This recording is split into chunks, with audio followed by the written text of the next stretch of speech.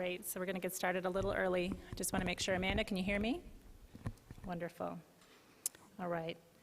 So I've been tasked with talking about the latest information on the prevalence and trends of obesity. But before I get started, I did want to spend a little bit of time setting the stage about why we care about obesity. So we know that obesity is associated with poorer health from physical conditions and mental health conditions. When we think about this, we have really learned so much in the last 15 to 20 years about the health consequences of obesity. I think when we first started this area, we really thought that adipose tissue was just this extra storage, just this extra kind of mass that the body had, and we didn't really understand how active it was as an almost organ system. What we've learned over time is that there are just so many poor health outcomes that are associated with obesity. This slide just shows a few of those areas. So we know it increases heart disease, type 2 diabetes, lung disease, including asthma, liver disease, including fatty liver, certain types of cancer, infertility, and just a host of other problems throughout the body. So when we talk about obesity, we really want folks to understand that this isn't just a cosmetic issue, but something that's really affecting the health of our children, adults, and across the lifespan. In those last 15 to 20 years, we've really learned a lot about the mechanisms. So we know that excess adipose tissue in the body increases free fatty acids, circulating free fatty acids, thrombogenic factors such as platelets, immune dysfunction, including changes in IL-6 and TNF-alpha, changes in inflammation, beta cell and T cell function. It also changes mechanical stress. We know the weight-bearing joints. We can talk more about beta cell dysfunction, what's happening around glucose in that type of area related to diabetes. Oxidative stress, sex hormone imbalance. So we really need to ensure that the audiences that we're speaking with understand that this really is putting our children, putting our adults at risk for early disease and early death. In 2014, the American Society for Clinical Oncology identified obesity as a health risk that is quickly overtaking tobacco as the leading preventable cause of cancer. So I don't think a lot of Americans are putting this together. We think that they're understanding a little bit more about type 2 diabetes being in the pathway from obesity, but I think we have a ways to go in communicating with the audience around the cancer risk. Today I've been tasked with talking about weight status and BMI, but I also wanted to just bring to attention through the years as we've built the social ecological model and a number of frameworks for obesity, we've really been layering on what we know about the factors and the contextual aspects of where we live, where we play, where we learn, and how the policies and practices in those areas are affecting obesity. So much of the work that we do at the federal level at CDC, especially in our Chronic Disease Center, is monitoring things like the state policies to support healthy offerings and actions, policies and standards at the community level. What's happening in the organizations where we spend our time, we have 60% of our children spending time in childcare. What are the policies and practices happening in those areas, as well as schools, work sites, and healthcare? And you'll learn more about that today. But I just want to make sure folks understand as well, we do have surveillance and monitoring related to these factors, and I'm happy to talk more about that during the breaks. So now looking at our latest data, so this is from the National Center for Health Statistics. This is from NHANES, so the National Health and Nutrition Examination Survey. This figure shows the data back from the last 15 years. What we can see is we've had these slight increases in the trends in adults, going up about 7% in the last 15 years. What we have now is 1 in 3 American adults struggling with obesity. When we translate that to numbers, that's 82.7 million adults. So 82.7 million adults in America struggling with obesity. When we look at overweight, which is including those who have a BMI at the 85th percentile and above, we now have greater than 2 in 3 adults, so 71%. So as I put together these slides, for the last few years that's been in the 60s, we've kind of said 2 of 3. This was the first time in putting together a slide set we've gone over 70%. So just the magnitude, just to remind folks of the work that we have to do. Again, looking at the prevalence of adults in the last 4-year cycle that we have from NHANES, we do see that obesity is lower among young adults. They've had less time to kind of accumulate some of those bad habits. When we look at by the sex differences, we do see that adult obesity is higher among women, so about 4% greater prevalence here among women versus men in the United States. So 34.3% in men and 38.3% in women. Also looking at the data from the last 2011 to 2014 data from NHANES, when we look at this by race ethnicity, we do see we have much lower prevalence among Asian Americans, 11.7%. But unfortunately, we're seeing very high obesity rates among non-Hispanic, Black, and Hispanic women. So looking at this data here, you can see here in the blue bars, among women, we have 57% of non-Hispanic Black women struggling with obesity, and 45.7% with Hispanic women. So definitely disparities that we're seeing by race ethnicity. In addition to the national data that we have in our NHANES system at the CDC and our Chronic Center, we also continue to collect self-reported data from adults using telephone-based landlines. But in 2011, the Bureau of FSS changed its methodology with the changes in cell phone sampling to ensure that we had a better representation of Americans. So many folks had seen the slides that the CDC had created starting in 1998 using our blue shades, which really ensured and really aided the awareness in America of the obesity epidemic. Our new slide set, though, we don't go back because of those changes in methodology. So I'm just going to click through this last 5 years so you can see some of the slight differences in the self-reported rates of obesity in the United States. So here was 2011, 2012, 2013, 2014, 2015. So kind of if you're half glass full versus empty, if I had had the full set from the 1980s, I think we would have seen a number of the changes really going into many darker colors over time. If you're glass half full, I would say from this latest data that we have in BRFSS, we haven't seen as many states going over that 35% threshold. Currently, we have 4 states that have a third of their population with the self-reported obesity. But this last time, in the last couple of years, as we look at the overall data, we only see about a 0.1 or 0.2 change overall. That's really slowed down compared to the 0.6 or 0.9 that we had in the BRFSS data in the past. So as an optimist, I'm going to stay hopeful that as we continue to monitor this data, that we're going to continue to see maybe these shades staying the same or going down. We did see some slight decreases in 4 states this year, but because that's not a full regression of the trends, we're going to continue to monitor that data. We do see in the BRFSS data, we're seeing differences by region of the United States. So we have higher prevalence in the South and higher prevalence in the Midwest. In addition to the state-specific maps, we've also pooled data by race ethnicity to ensure we had large enough sample size. So this is an example of the data that we've been releasing for the last 3 years. So it's the prevalence of self-reported obesity among adults by the main race ethnicity categories in BRFSS. These examples, I think, are helpful for individuals to look at the disparities that we have. So in this data, when we look at the non-Hispanic white population, we have 2 states or 2 jurisdictions where they have a third of their population having obesity. So keep that number in mind, 2. When we look at the Hispanic data, we have 11 states that have a third of their population having obesity. But when we look at non-Hispanic Black, we have 34 states that have a third of their population. So 2, 11, and 34. So much work that we need to do in discovering ways that we can better target and provide more resources to individuals as we try to reduce these disparities. Before I switch to childhood obesity, I also wanted to stop and talk about moms. So another aspect that we're monitoring related to Healthy People 2020 is women entering pregnancy at a healthy weight. So the National Center for Health Statistics and the National Vital Statistics groups have published recent data at the national level looking at moms and at the weight that they are entering pregnancy. And there's a new 2016 report related to that.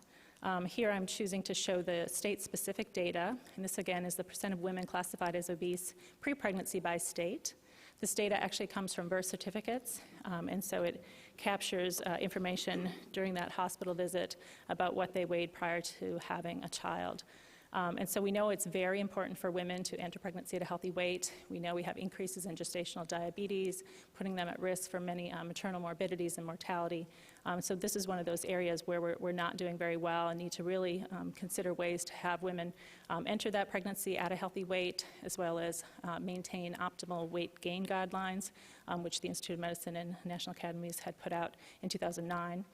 This data shows, for example, that we have a number of states where we have a high obesity pre-pregnancy rate, those in the purple having 25 to 30%.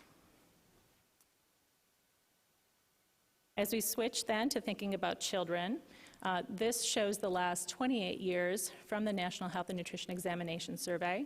So this is the trend data for youth that are 2 to 19 by age in the U.S. across a number of our NHANES surveys. So if we look at the left side of the slide here, we can look at where we were back in 1988 and 94. This was a time period in the U.S. where we were just starting to talk about overweight. We really hadn't started to really see that there was a problem. If we look back to the 1960s, we can see some of the changes that we had in those earlier NHANES prior to that. But I think it's helpful for us to look at this across the spectrum here. There's been much in the news about decisions on where to look for trends and how to interpret that.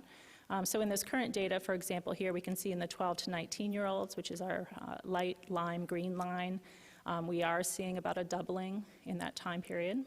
We're currently at 1 in 5 children, or 20.6%, struggling with obesity. If we look at our darker green line, this is our 6 to 11-year-olds, our elementary school kids. They've been holding the last few years at about 17.4. So we're hopeful as we continue to monitor that we'll hopefully see a little more bending in that curve. And then if we look at the 2 to 5-year-olds, so the toddlers in the United States, we can see here that the last couple of cycles in NHANES are giving us some hope that we're being able to bring that down. We have an 8.4 and a 9.4 there. So again, glass half full. We're hopeful that this, along with other information that I'll show, is showing that we're really aiding the ability for the youngest of our children to thwart off obesity incidence and control obesity. So again, looking at the latter time points, this is the 2011 to 2014 National Health and Nutrition Examination Survey, NHANES, from NCHS. Wanted to specifically focus a little bit here on differences we have by race ethnicity. So in this data, for example, again, like we see in adults, we have the lowest prevalence among Asian youth here at the 8.6%, but unfortunately highest here among Hispanic youth at about 22%. When we look at males and females, we don't have a lot of differences by gender, but we do see a little bit related to that in the Asian group as well, with females having a much lower prevalence at 5.3.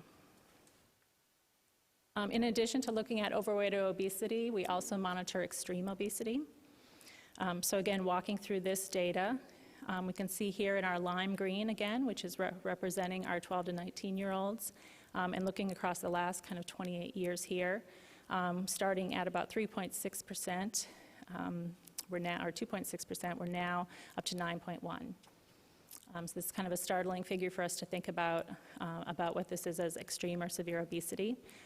For folks who aren't used to that definition, it's defined as the 120th percentile of the sex-specific 95th percentile of BMI for age. So in looking at a distribution, we're way far out there on that right-hand side, especially when we think about the 95th percentile being class 1 or regular obesity. So that's definitely an area that we need to be thinking about resources and strategies. When we looked at the 6 to 11-year-olds, we had a slight decline in that last 2-year cycle, but again, these are very small numbers, but just to be looking at that level of severe obesity in the 6 to 11. And then the 2 to 5, again, this blue line here, kind of holding steady, staying pretty low, which is really just another aspect of where we're trying to focus so much of our efforts in childcare and breastfeeding and early infant feeding. In addition, again, to that national data that we have on youth in America, we also have self-reported data that we collect at the CDC. For example, this is from the youth risk behavior surveys that both DASH and the school health groups at CDC collect. So here again is the percentage of high school students who have obesity. This is a survey that's done in the classroom, so they are reporting their height and weight. We have some missing data, but we can see overall from the states that collect this, obesity in this population here is 13.9%, and overweight at about 16%.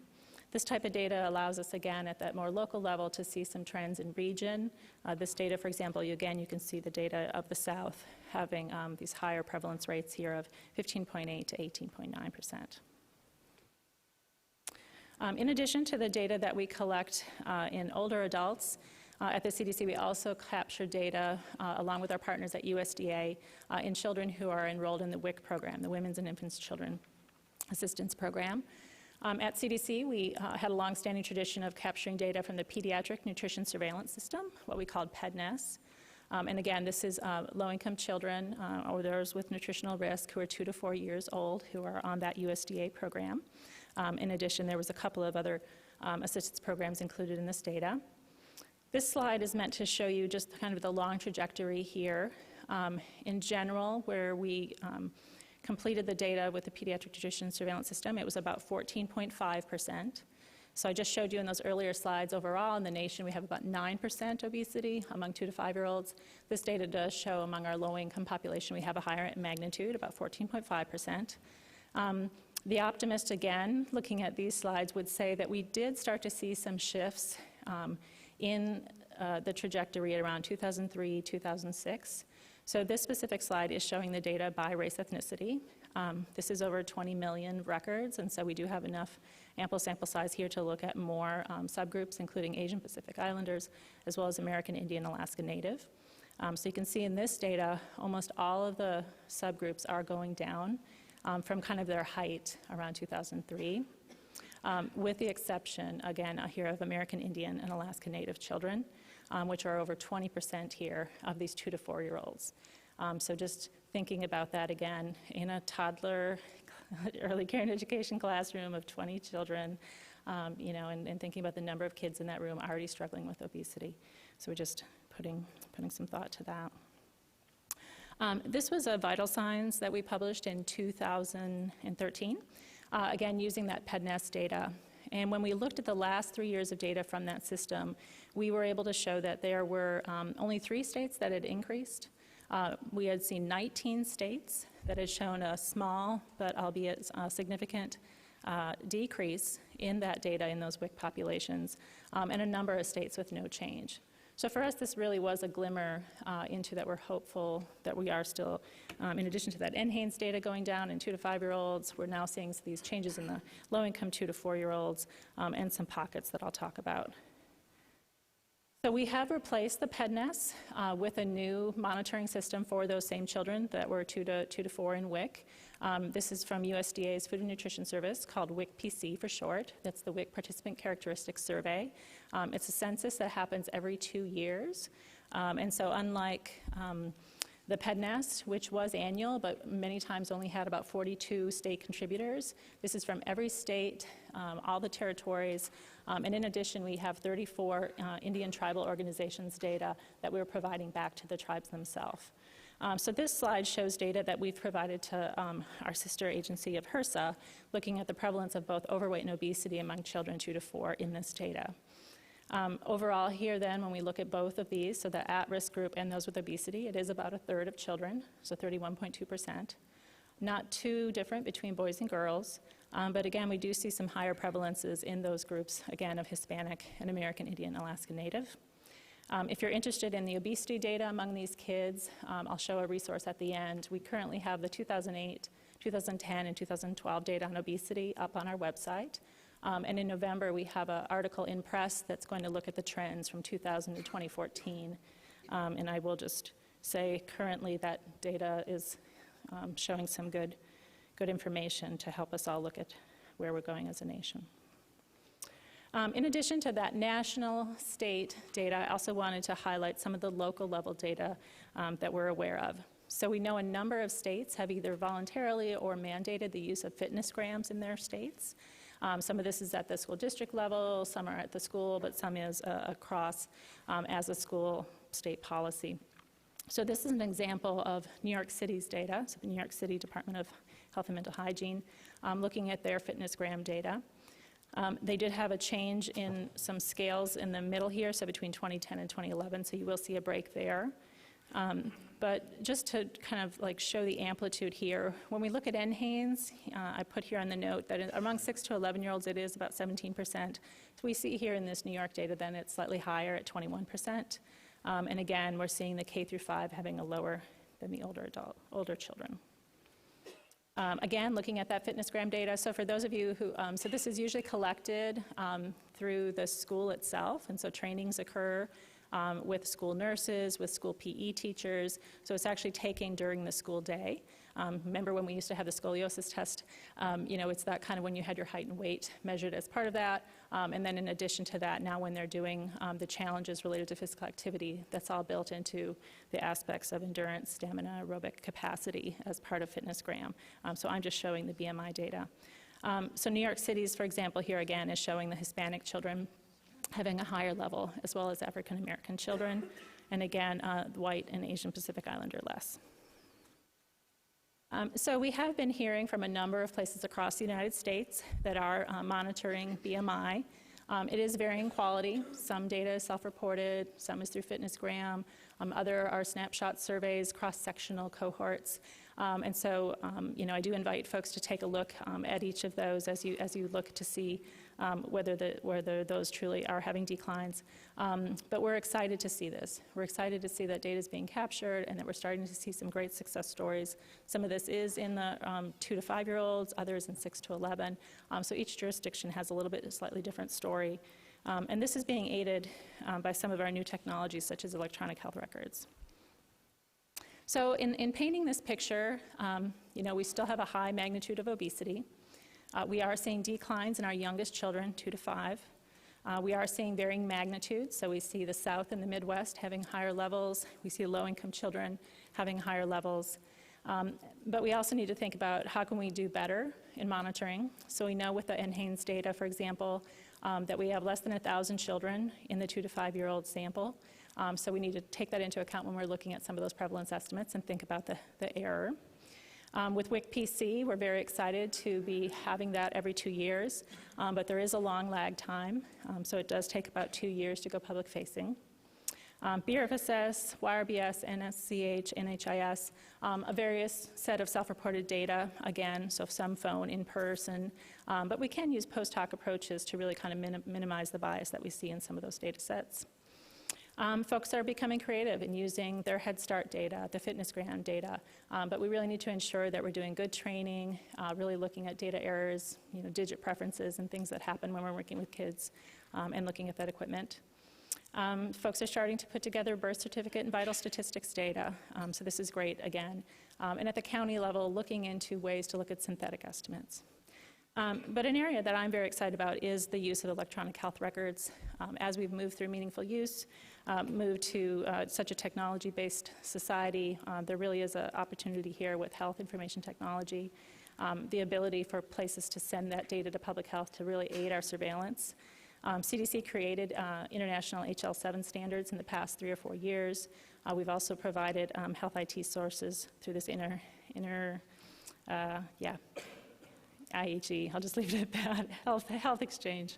And then the new open source technology. So this is called the Fast Healthcare Interoperability Resources. And so the health folks that I talk to are really calling this open source apps that are going to be able to sit on top of a medical EHR. This is going to be really exciting for public health as we move forward in negotiating data sharing agreements. Hopefully jurisdictions across the country are going to be able to monitor BMI and really see that their programs and their policies are making a difference. So I'm happy to share more about that as we move forward. So I'd like to thank a number of staff at CDC as well as Bill for helping with these slides. And then just wanted to end that in addition to this data on BMI, we do monitor many of the aspects of the social ecological model. We do monitor state indicator report data, so state policies and practices in schools, child care, and community. We have this on a number of areas that we support related to obesity, including fruits and vegetables, breastfeeding, and physical activity. And we also have it related to nutrition standards in work sites through our prevention status report. So just wanted to make sure that we keep the bigger picture on much of that we're going to learn today about all the places in society that we're working to really ensure that people have healthy habits. And I'm going to leave you with this, and so folks who are interested in more on the data itself can take a look at these resources. Thank you very much.